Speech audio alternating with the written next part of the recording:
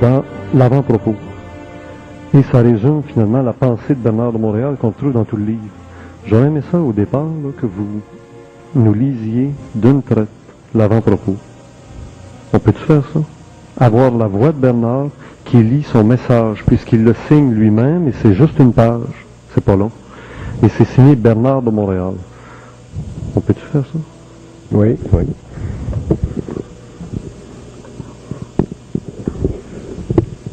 Mais j'ai pas besoin de le lire, je peux en faire une autre. Mais pour que quelqu'un qui va se procurer le livre, Oui. et comme les personnes d'aujourd'hui qui auront acheté le livre recevront la cassette de l'entrevue de Bernard, ça nous fera un lien étroit entre la voix de Bernard, son souffle, et le texte imprimé.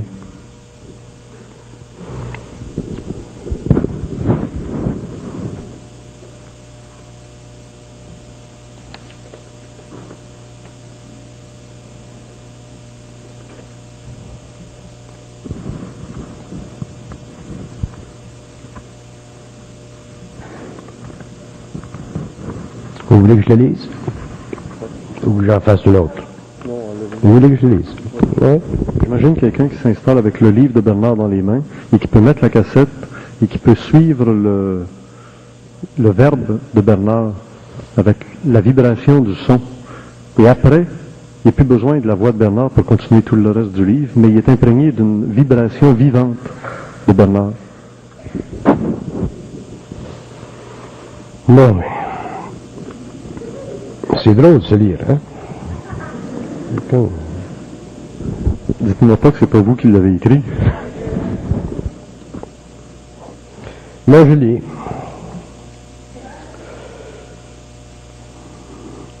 C'est dur de lire, hein? Vous voulez réellement que je lise?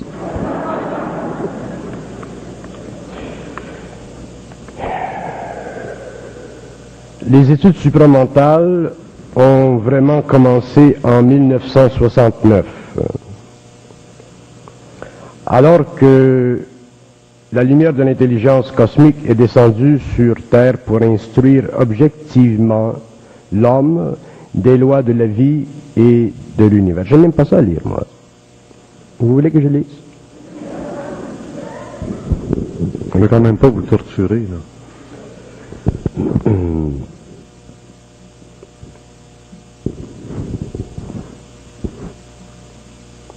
Je n'aime pas lire, moi.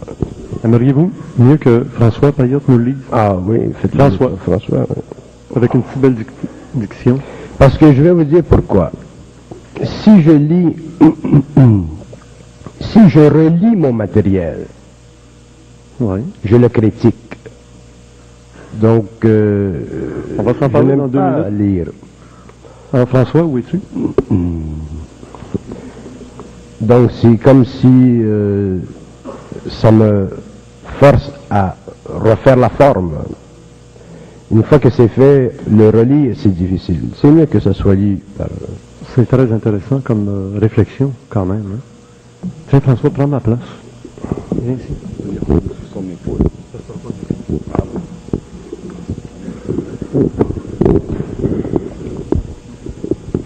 Or donc, disions-nous, les études supramentales ont vraiment commencé en 1969, alors que la lumière de l'intelligence cosmique est descendue sur Terre pour instruire objectivement l'homme des lois de la vie et de l'univers.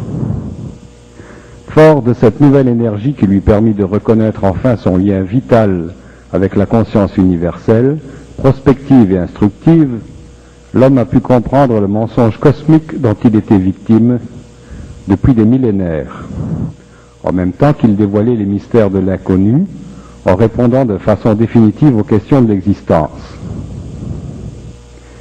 Celles-ci ont nourri l'activité des religions, des philosophies et des mouvements ésotériques, et trouvent à la fin du XXe siècle des réponses à la mesure de l'angoisse qu'elles ont créée dans la pensée de l'homme. La dynamique des études supramentales repose sur le mouvement de l'énergie à travers un esprit créatif. Voilà pourquoi ce livre, premier d'une série, ne présente pas une vision encyclopédique de la psyché humaine, mais plutôt une approche évolutive, permettant l'intégration progressive des lois universelles de la vie et de la mort. Et voilà aussi pourquoi la lecture de la Genèse du réel est ouverte, car chaque chapitre présente en lui-même la synthèse, tout en n'étant qu'une partie de celle-ci. Un mode d'écriture différent, libre du connu, des formes, même de la littérature de l'esprit, convient à un mode de lecture libre des attitudes anciennes. La perception du réel repose sur une double articulation fondamentale, l'involution, période d'ignorance de l'homme au cours de laquelle il a subi les lois de la vie sans en comprendre les mécanismes, et l'évolution, période d'intégration des lois de l'univers, où l'homme rejoint enfin sa nature, son essence, et en manifeste dans la matière la puissance créative. La genèse du réel marque le début d'une littérature cosmique. Elle ne représente qu'une fraction de ce qui sera publié au cours de la prochaine génération, car il devient de plus en plus nécessaire, selon le temps et l'heure, que l'homme sache et comprenne que nous vivons à la fin d'un cycle où le tout pour le tout sera joué contre l'homme, contre la liberté réelle de son esprit, sa seule force, sa seule lumière. Voilà pourquoi l'évolution future sera préparée par la diffusion d'œuvres qui, dans le sillage de celle-ci, serviront à lui faire reconnaître ce qui ne peut être pensé et feront de lui un pionnier de l'impossible. Signé Bernard de Montréal.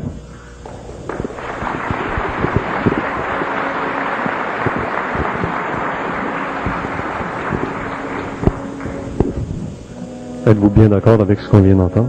Oui. Non, c'est très bien, très bien. Mais quand on fonctionne par vibration, quand on fonctionne sur le plan mental, en étroite relation avec sa propre source, cette source elle est créative, donc elle est totalement déégoïfiée, et c'est très difficile pour une personne de revenir dans le passé de la forme. C'est pour ça que relire, pour moi, ça m'invite à réécrire, parce que la vibration, elle est tellement précise que je suis forcé de lui toujours donner une forme qui convient à mon état présent. Dans ce livre et dans les autres livres, je serai toujours obligé d'écrire en fonction de ma vibration et non pas en fonction de la vibration du public au large. Et c'est la raison pour laquelle j'ai demandé à M. Filion de prendre mon livre et de lui donner une vibration suffisamment à la portée du public pour que le public puisse bénéficier et avoir le plaisir de me lire. Moi, je ne suis pas un écrivain. Je suis un communicateur. Je n'ai pas le talent d'écrivain, mais j'ai la capacité de communiquer facilement et précisément des idées qui sont neuves. Mais avant que l'homme puisse s'ajuster à la vibration de la forme, ça prendra un certain temps. Donc, en attendant, c'est mieux que les livres soient diminués dans leur vibration pour que le public puisse en bénéficier. Donc, si je les lis, il faut que je revienne dans ma vibration. Et c'est pourquoi je préfère que quelqu'un d'autre le fasse. Vous avez toujours été l'homme qui défaisait la forme. En publiant un livre, vous créez une forme. Oui. Je disais à des amis hier soir que l'homme découvrira que l'intelligence, c'est une énergie différenciée que l'homme doit lui-même concrétiser. C'est une énergie que l'homme doit former. L'énergie, la source en elle-même est indifférenciée, et à partir du moment où elle passe dans le mental de l'homme, elle se différencie, donc elle acquiert une forme. Donc c'est le rôle de l'homme de donner à l'énergie une forme. Si nous disons que l'homme nouveau doit détruire les anciennes formes, c'est normal, parce que on ne peut pas mettre un nouveau vin dans un vieux bocal. Mais il faut reconstruire un bocal.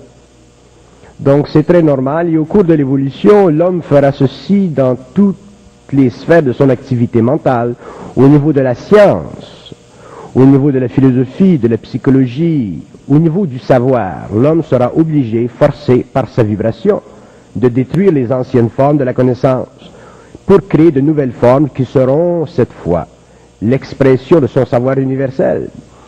Et ceci, ce n'est pas facile. On croit souvent que briser une forme, c'est facile, mais ça ne l'est pas, parce que à partir du moment où l'homme brise une forme, il est obligé d'en supporter l'éclatement. Il ne s'agit pas pour l'être humain ou l'homme nouveau d'être radical dans le monde. Il ne s'agit pas pour lui de vouloir renverser le monde. Il ne s'agit pas non plus pour lui de vouloir transformer le monde. Il s'agit pour lui de se transformer lui-même. Et ensuite, au cours de l'évolution, le monde se transformera.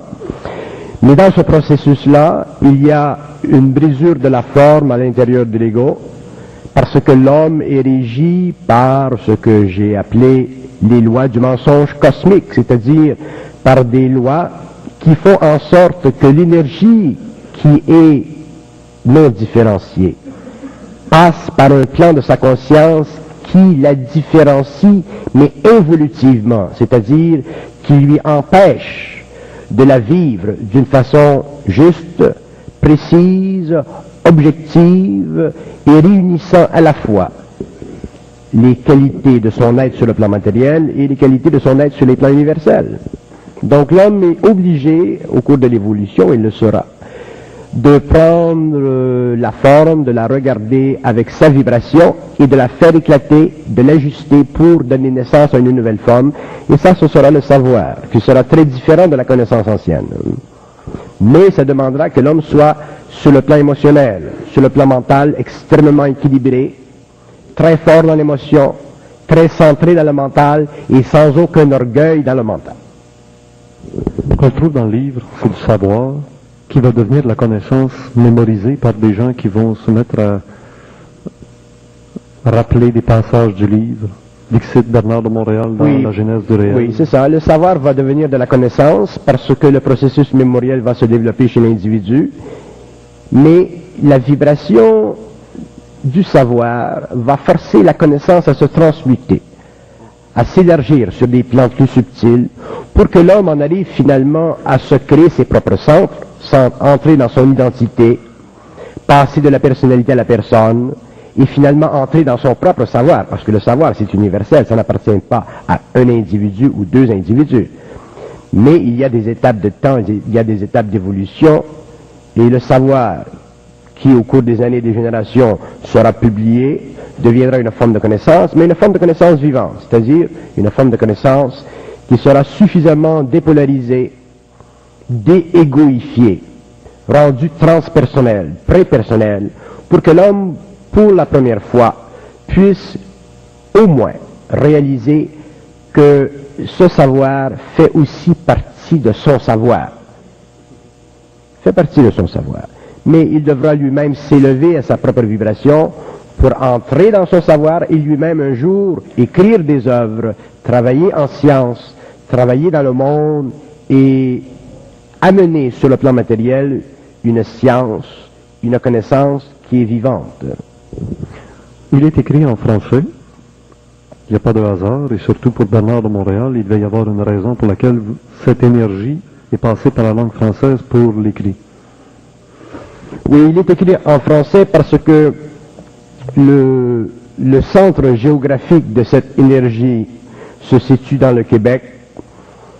Si nous faisons référence à Nostradamus, il le situe aussi dans cette région. Le Québec, le peuple québécois, c'est un peuple qui possède de grandes qualités spirituelles.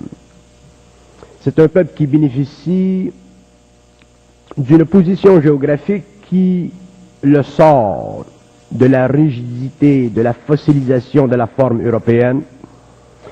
C'est un peuple qui se mélange très bien à la nouvelle dynamique de l'Amérique. Donc c'est un peuple pont. Donc pour l'entrée dans le monde d'une science qui est qui est neuve, qui n'est pas facile à absorber sur le plan de l'ego. Ça prend un peuple qui a une certaine spiritualité. Ça, c'est le début de la conscience du peuple. Mais avec les années, et c'est ce qui se passe présentement, nous verrons que le peuple spirituel québécois deviendra de plus en plus intelligent dans sa spiritualité. Donc, le peuple québécois sera un des premiers peuples sur le globe à comprendre l'invisible, donc à comprendre les lois de l'homme, donc à comprendre la mystification de la spiritualité, pour entrer dans la compréhension objective, réelle de l'invisible, ce qui amènera éventuellement ce peuple, à long terme, à pouvoir se définir comme étant une nouvelle représentation d'une conscience collective sur un plan matériel à l'échelle d'une nation. Pour ceci, il fallut que le peuple soit au début spirituel. Le peuple québécois a beaucoup souffert de sa spiritualité. Ça lui a créé une grande insécurité psychologique. Ça lui a créé un complexe d'infériorité énorme. Donc l'aspect négatif de cette incarnation va aussi le servir sur le plan positif, dans ce sens que, à partir du moment où l'homme, le Québécois, aura réalisé qu'il vit une très grande proximité avec l'avenir du mental, sa spiritualité, qui dans le passé était une forme décadente de spiritualité, deviendra une forme croissante d'intelligence déspiritualisée. Et à ce moment-là, le peuple québécois sera un grand peuple spirituel, mais non pas dans le sens mystique, religieux d'antan, mais dans le sens créatif, philosophique, métaphysique, ésotérique, occulte de l'avenir. C'est un rapprochement à faire il y a 2 ans de plus.